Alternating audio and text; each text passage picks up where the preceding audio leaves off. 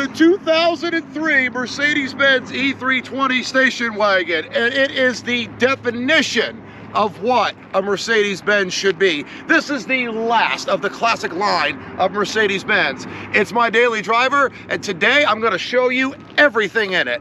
My name's Adam, and this is my car channel. I want to start out here on the front of the vehicle because just look at this thing. The quad headlights, the big chrome grille, the Mercedes star on the hood that you just don't get anymore, even on a new S-Class. It is just the definition, this car, of the classic Mercedes-Benz lines and style. This reminds me of all of the 112s, 124s, 129s, all of the great Mercedes-Benz products that all of you know and love over the years. And this is one of the cheapest cars you can get on the market today. I bought this car for about $5,000 2 years ago, and I've had very little problems out of it since. Now, those of you who know this chassis, which is the W210 chassis, may have noticed that it has aftermarket headlights in it. That's a very common feature to find on these cars, as the old plastic ones, they get old, they get faded, nobody cleans them, and well, two of these aftermarket ones are cheaper than the factory headlight to replace it. Got the car that way, not really complaining. They work, don't really care. And if you just look at the side of this thing, you notice just how massive this car really is. I mean, this car is almost 18 feet long. This is what people bought before SUVs were a thing, because like an SUV, it has 3 rows of seats, and we're going to show you that third row right back here. You can come around to the squeaky tailgate. See, it's squeaky. And if you mind the tatty headliner, you just 1 and 2, and even I can fit in it. Ooh. Great tailgating car. It even comes with cup holders either side. It's got a big Bose subwoofer right back here, and the spare tire is back here as well, which is pretty common on these old station wagons. Getting out though, that's a little undignified if you're over 6 feet tall like I am. I fit perfectly there. Yes, but Fareed fits perfectly in this car. I bought this car. It was a one-owner car when I bought it. It had impeccable service history, and that's one big thing I could recommend if you're looking to buy any old European car. Make sure it's been taken care of. Do your research, do your homework, and on this car in particular, make sure the door locks work, okay? Because there's a vacuum pump that runs them. Yes, they are vacuum. Why? Because it's quiet. And electric door lock actuators, well, that's terrible. We can't have those. But you can't blame me for wanting this, because look at just how clean the interior of this car is. I mean, if you ignore the tatty headliner, that's really the only blemish on it. Otherwise, the seats, all the wood trim on this vehicle is in impeccable condition. Everything in this car works. And when I say everything, I mean everything minus the tele-aid system, the built-in cell phone, which for 2002 was a pretty nifty feature, but they just don't support the firmware for that anymore. So that's why you have this keypad here on the radio. Back before Bluetooth, you actually had a cell phone built into your car in the early 2000s. Now, this car does not have the cold weather package with the heated seats, and it does not have the navigation. But because it doesn't have the navigation, you get extra storage, along with a giant removable ashtray. So this is definitely a car from a different time period when people used to smoke a lot in their cars, but we don't smoke anymore now, do we?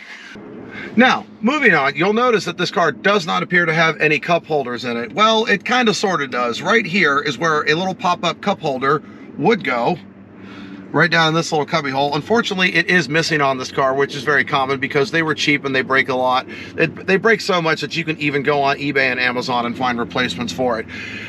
And it was kind of an afterthought for Mercedes-Benz when they put a cup holder in this car in the front, because in Germany, around this time period, we're talking about 20 years ago, it was just socially unacceptable to be consuming any beverage while you were driving in a vehicle at all.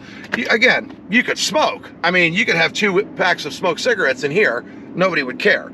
But have a fizzy beverage or a cup of coffee while you're going down the freeway? That was just unheard of. Or tea. Or tea. Wasn't allowed. It's a big no-no in Germany. We have cup holders here on the top of the glove box, which are about as useless as you think they are. I would not trust those for anything unless I was doing a picnic, okay? Don't even bother with those. You have this massive leather wrapped steering wheel with your wiper and high beam controls and your cruise control over here on the left side. Now, some of you might think that this is going to be a hindrance. You'll accidentally hit the cruise control and bump it while you're trying to use the turn signal. And if you thought that, you're absolutely correct, because that's exactly what happens. I do it all the time, and I've owned this car for 2.5 years. Headlight controls are over here. You have dual zone climate control over here, again, with a little LED screen. We'll go ahead and fire this up and I'll show you. And you can change the temperature for either side, for either passenger, as much as you want. You can change your vent position here, or you can just leave it in auto mode, which is what I do. This, and when you hit auto mode again, it turns the blower motor up. That's not a new feature on modern cars. Even older cars with automatic climate control do it. But the craziest thing about this whole thing, this entire climate control and central locking system, is that it's run by vacuum. Yes, they don't use electronics on these, they use vacuum. And Mercedes-Benz did that for one particular reason: because it's quiet, because it's luxurious, because that's what a Mercedes-Benz should always be. You should always feel like you're in just this cocoon that insulates you from the outside world. Kind of like the way a new S-Class does today, if you've ever driven one. This car does the same thing, and it did it 20 plus years ago. But now, you can buy all of this for $5 grand. How do you go wrong? I mean, I've owned some crappy cars in my day, some very crappy cars. This car has never left me on the side of the road. It's never broken down. It's never given me any fits, except when a bulb goes out. So let me show you what I mean. But if you come over here and if you turn the headlights on, and I do have a bulb out right now, that's a little side marker bulb, you turn the headlights on and boom, Achtung, fix the car.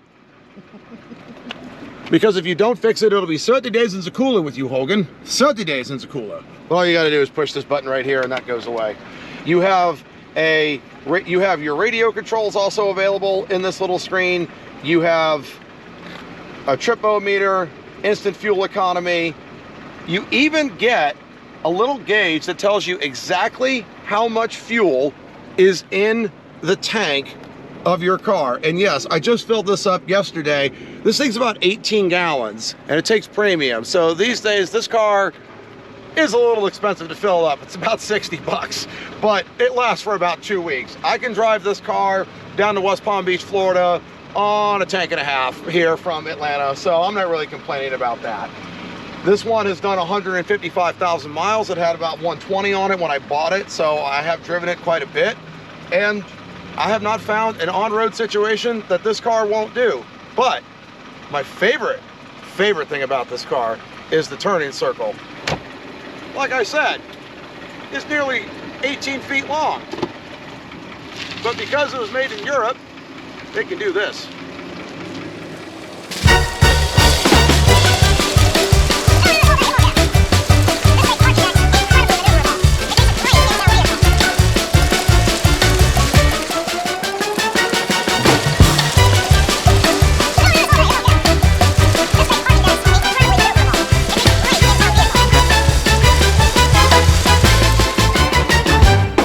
I want to take another look at this dashboard from the other side of the vehicle because it is just absolutely gorgeous. My favorite thing in here, aside from the wood trim, is the instrument cluster. If you come in here for a read, I'll show you. Look at these beautiful, beautiful clock face dials on here. This is exactly the style that Mercedes-Benz was known for decades in all of their cars that they made after World War II. And they still function beautifully today. Now, one little unconventional feature on this vehicle are the power windows and power central locking switches. As you can see, these are all the window switches here on the center console. They're not mounted on the door, which is a very common feature on Mercedes-Benz products up until this time period. You also have your little mirror control right here. And if you want, that is a child lock feature, and your traction off, and your winter and sport mode for your transmission. Basically, winter mode is like a comfort mode on this car. It will start it off in second gear, which is very, very comfortable, but it's not something that I typically use because, well, it's an old car and I'm trying to save this transmission. All these windows are one-touch operation. You hit the button down and all the windows go down, and vice versa. You hit the window up and the windows go up. but it's also very polite, especially with the sunroof. Your sunroof control is right here along with all of your dome lights. And to open the sunroof, you push the button once, and then it stops halfway to politely ask you, "Excuse me, sir, would you like to continue opening the sunroof?" And yes, I would. So you touch it again, and there it goes. For some reason, though, you have to hold the button to close it. It's not one touch to close, it's only one touch to open. And as you can see, I usually keep the sunblind open because, well, it's a bit tatty, unfortunately. Like I said, it's an old car. And this is kind of a thing you have to worry about on these older Mercedes models. But you know what? For a car that's 20 years old, I'm not really complaining. Again, it gets me down the road everywhere I need to go. So, let's look under the hood. Now, the sedan version of this vehicle was offered with several different powertrain options, including the one that is in here. This is the 3.2 liter dual spark plug Mercedes-Benz 112 engine code V6. The V6 was only offered in the wagon in the United States. If you had a sedan, you could get a V8, you can get the AMG E55, you could also get the OM606 diesel, which everybody loves for their bulletproof reliability. But this is also a fairly bulletproof engine. This one has been completely serviced by Mercedes-Benz before I got it. I had to put a new water pump on it since I've gotten it. But other than that, it just goes. It takes over like a sewing machine every day, and it's silky smooth, silky quiet. The only transmission option on this vehicle for the US market was the old .6 6-speed ZF automatic transmission, and you could get it in 2 or 4-wheel drive or all-wheel drive 4MATIC, as most of you know it. This is the rear-wheel drive wagon, which I prefer because the old 4MATIC Mercedes-Benz systems, they were problematic. They had their issues with the transfer cases, and they're really expensive when you have to replace them. So I don't have to worry about that on this car. And this is also another quirk of the Mercedes-Benz. As you can see, the hood is all the way in a completely vertical position. This is what is known as the service position for Mercedes-Benz, and as a former Mercedes-Benz technician, I can tell you, this makes life a lot easier to actually work on this car than you would imagine. And it's got a simple hinge on it right here. You just press this little lever, let it come down, and that's the normal open position. The struts are going bad on this one, so I usually use the service position a lot, actually. And as you can tell, when it closes, that hood is not necessarily just made out of steel. It is made out of depleted uranium from World War II tanks, because that's about what this is. This car weighs almost 6,000 pounds. It drives like a tank, and it handles like one. Now, another thing you'll notice about this car are the wheels on it. They are about the size of a golf cart, and that's because from this time period, 22-inch wheels were not a standard feature on cars. This car actually has a 16-inch wheel. Now, there are some advantages for that. You get to put this taller tire on here, like I have. My car is wrapped with the correct Continental Conti Pro Contact, which is what it would have come with from the factory. And because you have about that much sidewall, it'll actually absorb potholes and bumps and all of the other little things that annoy us in the city. Most of us, our backs get jolted every time we go over a bump downtown. This car goes, potholes? What was that noise? This car could care less. Moving on to this massive roof that we have on here. Now, these crossbars are actually aftermarket, but these are not. These are actually factory from Mercedes-Benz. You could get a roof rack as a dealer installed option on this car. This car didn't come one. I happened to find this one online that was a fairly reasonable price. It's not exactly the correct size for this car, but it works, and I've actually driven home with about 4 or 5 sheets of plywood strapped to it a few times, so it works fairly well. Now, moving on to the back seat of this car, you can see that it's fairly spacious back here. I have decent legroom, decent headroom. I'm over 6 feet tall, and this driver's seat is currently in my driving position, and I'm fairly comfortable back here. I can move around. I have a little armrest with another useless cup holder right down here that fits about a can of Coke or a cup of coffee, and they're not very deep. And again, I can tell you from experience that a cup of coffee will just spill all over the place when you use that. So I don't go to the drive-thru much in this car. You got your little map pockets here that, ooh, I got a beer koozie in, sweet. And of course, because this car was made at a time period where everybody smoked, you have these massive ashtrays in the doors. But for some reason, unlike a lot of European luxury cars from the time period, there isn't a 12-volt cigarette lighter back here. Usually there is, but there isn't. So maybe they were trying to tell you something. Don't smoke, it's very bad for you. But this car has another feature that just literally transforms it. This car has a completely flat load floor. Let me show you what I mean. We'll go back on here to the back, to the third row seat. We're gonna go ahead and fold this up, if I can get it.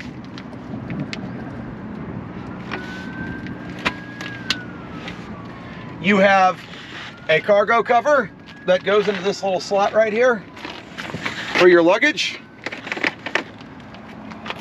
And when you close the hatch, it pushes on these two little buttons, and then when you open the hatch again, whee!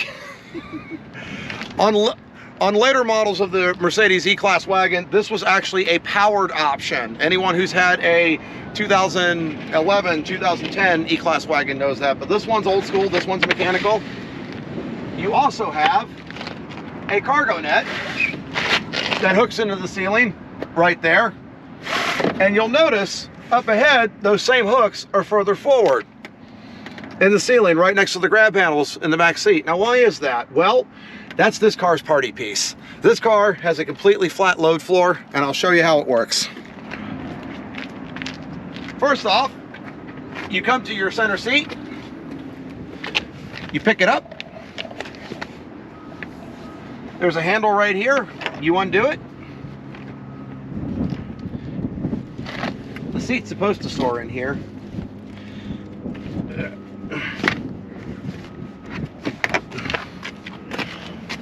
And you can leave that at home if you want.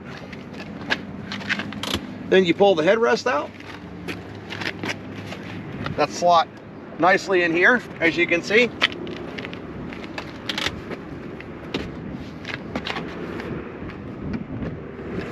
And you'll notice that the bottom cushion, these pegs right here, where do they go? They go in these little slots right here on the seat. All you do is undo it. I started on the wrong side, dummy. We'll have to go over the other side. Same operation over here. Although this cushion will fit neatly in here. Now, I know this isn't the one-touch operation that you may be used to in your modern minivan, but once you get the hang of it, you have a completely flat load floor. So much room for activities. So much room for activities. You could camp out in this thing. I've actually put a twin mattress back here. It does fit with the seats up and down. And then you put your cushion back in here. And look, you have pillows for the evening. But if you're hauling something, Oh, picnics and everything. but if you're hauling something, that's where this comes in. Hook it here and hook it here. So utilitarian Now, and pet friendly. and very pet friendly. Now let me just put this in context for you. Again, I'm about 6'4". Oh yeah. Oh yeah. Oh, I could camp in this thing no problem. And I have done. Or your feet are sticking out. Well, you know, let's hope it's not raining. I'd fit perfectly though. You know, you would fit, well, you'd fit perfectly in it with the seats up. Now, in case you were wondering where the battery is, it's right here under the back passenger second row seat. I went ahead and took this panel off for access. It's kind of broken and cracked in the middle here, which actually makes it a lot easier to get out. And yes, if the more keen of you will notice, that is a Land Rover battery. It is. And here, let me give you a little secret. It doesn't really matter where you buy batteries from it anymore, because they're pretty much all made by 2 or 3 companies. So it really doesn't matter what logo's on it. Go ahead and put the seat back together here. And just look at this. Just look at this. This cushion right here has this release mechanism. See these springs? This is all built in to one piece. It's just so well designed and so well thought out and so well engineered. And this, it hardly weighs anything. And here is the release for the seat base. Again, has these prongs in it. So that way it's always latched. It's completely 100% mechanical. So the nice thing about it is it'll never break on this car. Because like I said, when I bought this car as a one-owner car, no accidents, clean Carfax, and you can tell that this car has been used, but it's been very, very well cared for.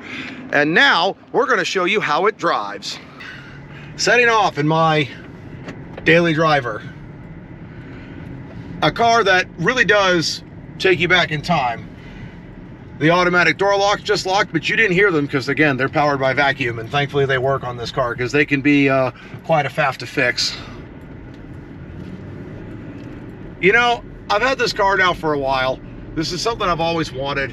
When I started working at Mercedes-Benz many years ago, a lot of the techs drove this car, and I had no idea why until I finally started working on them. And now that I own it, I can tell you why. It's very simple. It's just bulletproof. It's just a tank of a car. It corners like a bank vault, and it rides like one. This car does one thing and one thing only: luxury. Like, we're going down the road, and there's hardly any buzzes or rattles aside from that half-broken ashtray in the back of the door. Other than that, it's lovely. Everything in it works. There's no warning lights on the dash.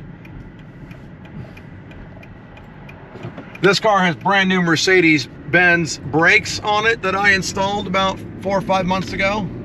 It's got brand new Continental tires that we showed you earlier. The cooling system has been overhauled. It's got new spark plugs. All the maintenance has been up to date on it. When I bought this car, somebody had gone through the trouble of doing the engine mounts and the transmission mounts. It also has new rear drive shaft flex disc, which is something that you do want to watch out for on these. Basically what a flex disc is, most rear-wheel drive vehicles on a drive shaft, they have a universal coupling or a U-joint, which is a greasable joint that you can service. This car has a big rubber flexible disc, and the ones that were on this car when I got it were original and they were starting to go bad, so I went ahead and bought new ones, brand new from the dealer. And yes, they are more expensive than the ones you will find on a lot of online auto parts sites, but there's a lot of things on this car you don't want to cheap out on, and the drive shaft flex disc are definitely one of them, because if they break while you're going down the highway, which I've seen happen before, what'll happen is the drive shaft will smack the bottom of the car and set all of the 8 airbags in this car off at the same time. Yes, you heard me right. This car has 8 airbags. It has your standard driver and passenger airbag. It also has one in each of the doors, and it has 2 side curtain airbags that go all the way back. So not only is this car functional and practical, it's very, very safe. And we're just sitting here at a light, and this car could care less. This car really could care less. It's a it was a nice day when we started here in Cobb County, but it's starting to get a little gray out, unfortunately. But we're not going to let that spoil our day, because we're in a Mercedes-Benz. We're not in that Kia that your dad bought 20 years ago. You remember that car? Huh? Yeah, you do. You remember that car that your dad bought 20 years ago for you for high school, and it was terrible. And he bought it because he bought another one and he got it for free. That's right. We all remember those days.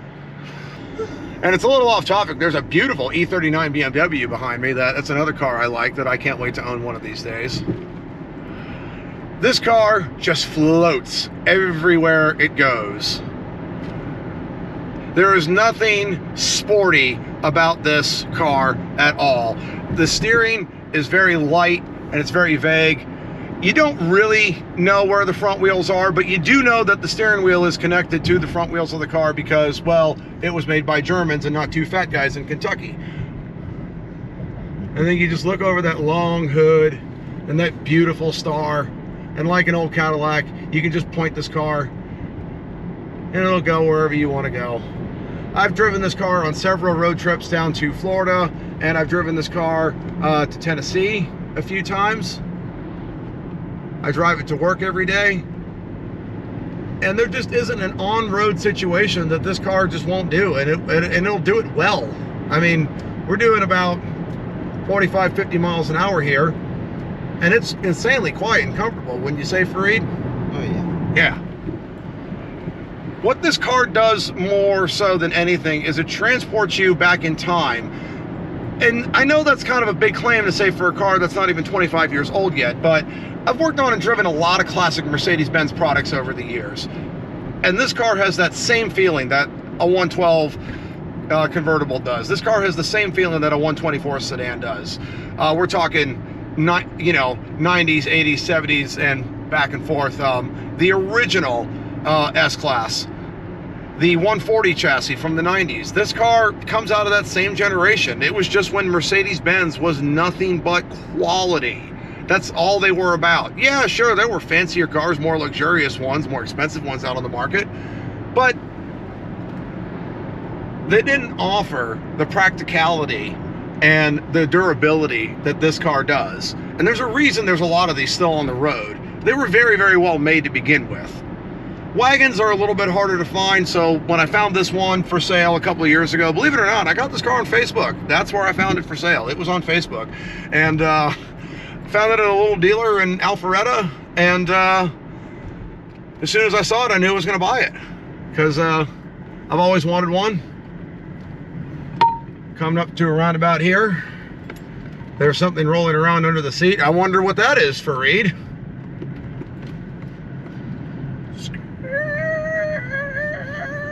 Hardly. Toge! It is rear-wheel drive, and you can screech the tires on it if you want to, but it's a one-legger, and you really got to try, because this engine, it's a great little engine, but powerful? No. I wouldn't call it that. It's smooth. It's got decent torque. The mid-range on it's great. This one in particular, these engines have a Varia-Ram intake system on it, for those of you who are familiar with Mercedes-Benz engines, and yes, it does work on this car. It's really easy to tell if it doesn't. You'll just floor it, and then you'll get nothing coming through the mid-range of the power band. But this one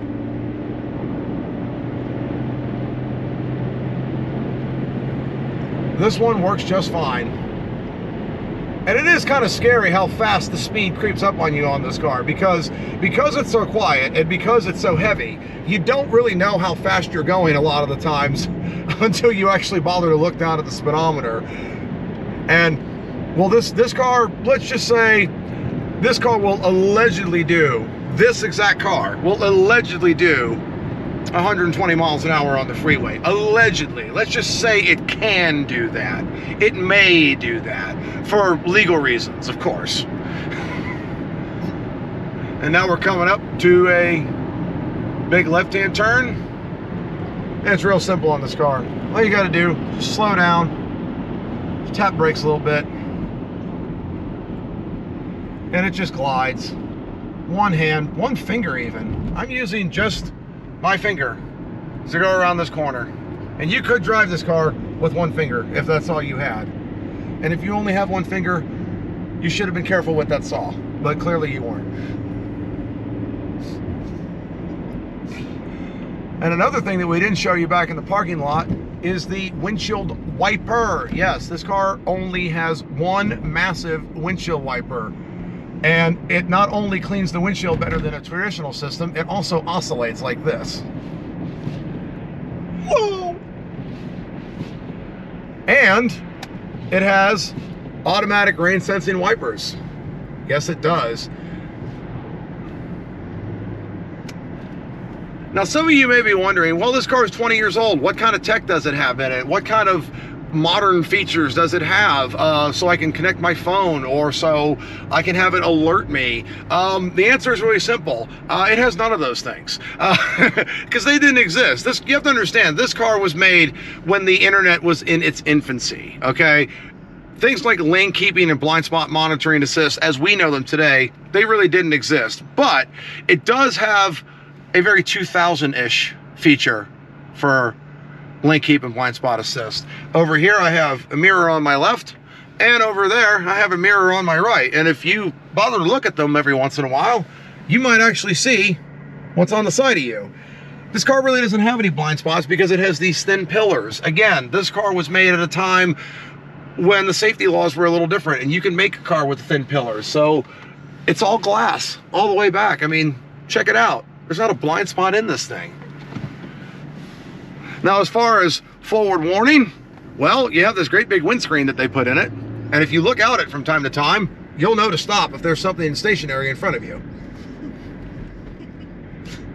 I also do want to mention that this car does have all of its original glass in it, including the windshield. And the way you can tell on the windshield is it has that white Mercedes-Benz tag on the corner of the windshield that they do not make those anymore. So you can still buy a brand new windshield from a Mercedes-Benz dealership. They're one of the few mainline dealerships that do install windshields in-house. They don't have a separate company that comes out and does it like a lot of other dealerships do.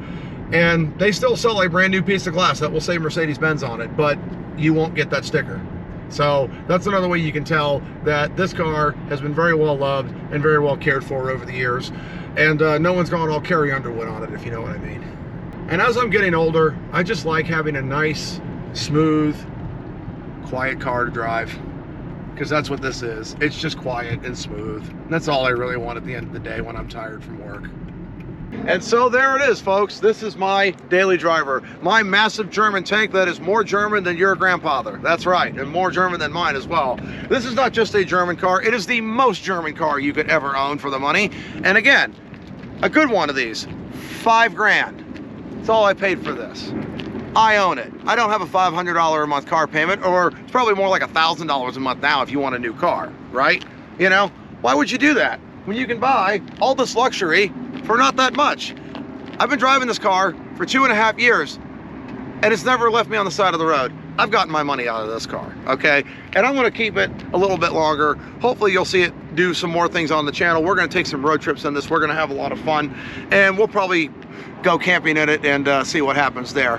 E320 Estate, the definition of what a Mercedes-Benz should be, the practicality that every family wants these days. It has 3 rows, it has cup holders, it has 8 airbags, it has a banging Bose stereo system in it that works fantastically. This is all the car you will ever need, especially if you don't have a lot of money to spend. Because who wants to go out and buy a new one? You know how much a new one of these is? A new one of these is almost $80,000. Why spend that when you can have all of this for $5 grand? With a 5-disc changer too. With a 5-disc changer in the trunk, yes. That works when it wants to. I'm Adam, this is my car channel. Please be sure to like, comment, and subscribe. Thank you for watching this video. We'll have more to come for you on the channel very, very shortly. Just want to thank you all for liking and subscribing to my channel and watching this video. And I also want to dedicate this video to somebody who is very special and important to me, Daddy Doug. Doug DeMoro. You all know him from Cars and Bids and all of his YouTube channels that he's done over the years. I had a chance to meet him many years ago when he lived here in Atlanta. He's really given me a lot of good advice over the years. He's an inspiration for a lot of us who do YouTube, and he's a really great guy. So if you ever get to meet him in person, go up and say hi to him. He's really a wonderful human being. Be sure to check out Cars and Bids for all of the greatest hits of the 80s, 90s, and today, where you can find Mercedes-Benz products very similar to this one. Carsandbids.com. Daddy Doug will appreciate it.